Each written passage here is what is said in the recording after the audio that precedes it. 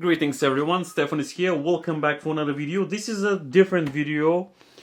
Very interesting video for you today. I have a small problem. So this is my table actually, which I love it for the studio. This table is amazing. Amazing table, but we have a small problem. As you can see, this table is quite thick. And I can't find a boom arm that can fit this table. This table actually is 8 centimeter thick. So most of the boom arms are up to 6, 7.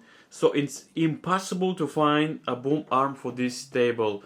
So if you have any idea, please let me know in the comments below what boom arm I can use for this table. Or maybe a third-party C-clamp that can I add to my boom arm that I have already, or let me know in the comments below. Do you have this issue with your table? Because most of the tables are up to 6 centimeters thick. This one is 9. So I need a massive C-clamp. Let me know in the comments below and let me know if you can help me with this small issue. Thank you very much for watching and I'll see you in the next video. And don't forget to like the video.